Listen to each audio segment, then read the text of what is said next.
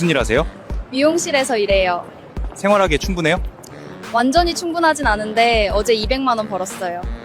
무슨 시줄인데 그렇게 벌어요?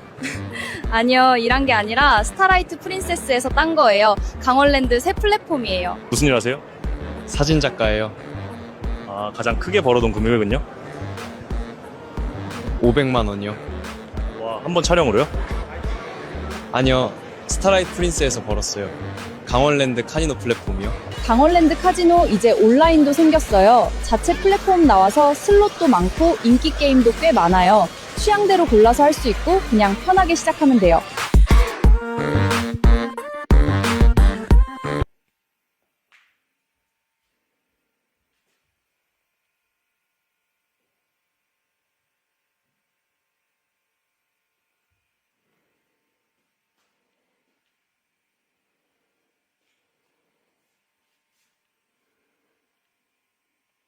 Hey everyone, welcome back to the shop. The night is quiet. The only sound is the low electric hum of the old fluorescent lamp hanging above the bench and that deep, familiar smell of dust, oil, and decades-old wood that never really leaves these walls. In front of me lies a relic, a massive early 2000s computer monitor, the kind with a thick glass screen and a plastic case heavier than some modern televisions. To almost anyone else, this thing is electronic waste, something to be tossed into a dumpster without a second thought.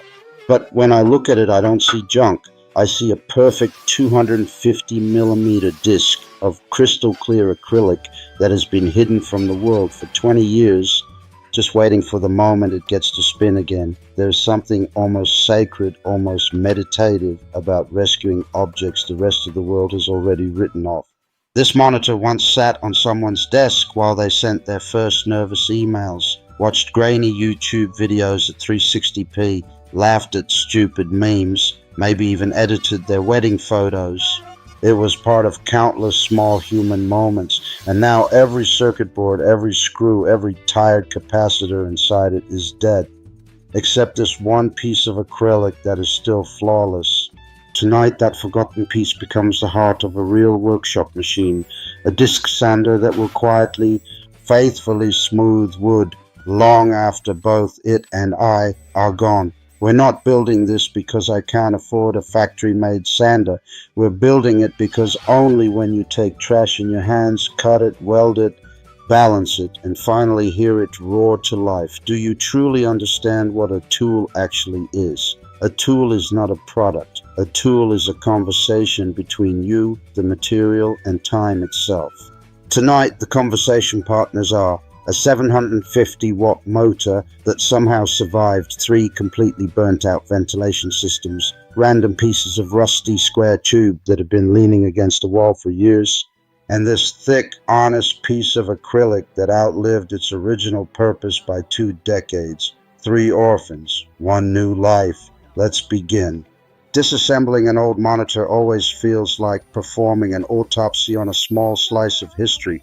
You remove screw after screw, the plastic creaks and sighs like it's reluctant to give up its secrets.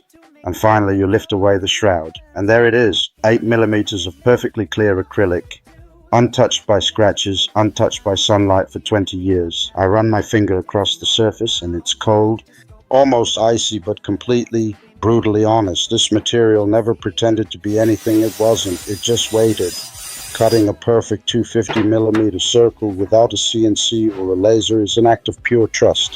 Trust in the blade not to wander, trust in your hands not to shake, trust in the acrylic not to crack under pressure. You draw the circle the old school way, find the center with a compass and a steady pulse, and then you guide the blade slowly, breathing with the machine.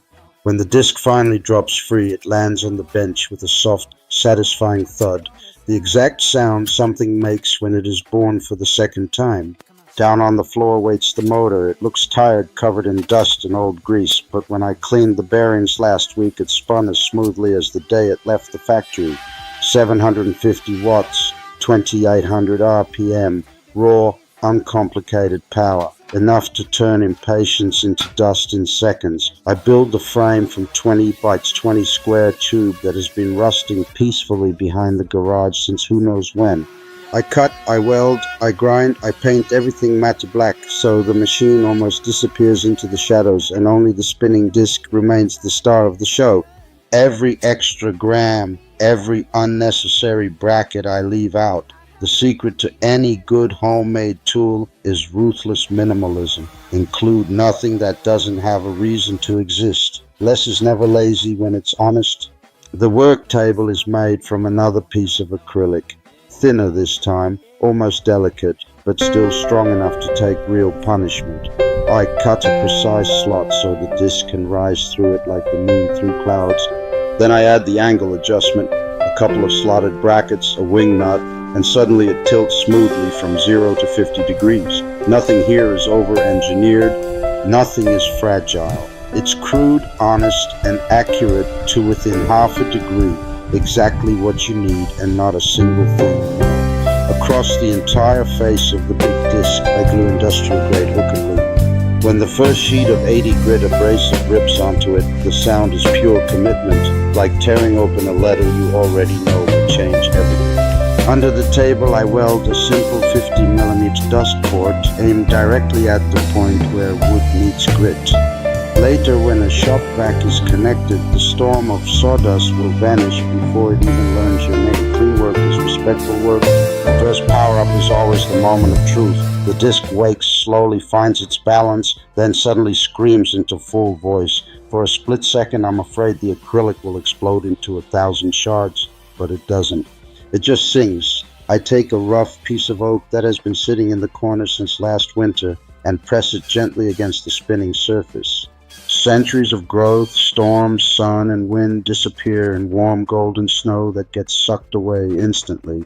There is a deep, almost spiritual peace in that moment, watching time itself being erased while simultaneously creating something smooth, something new, something that will probably outlast me by another century.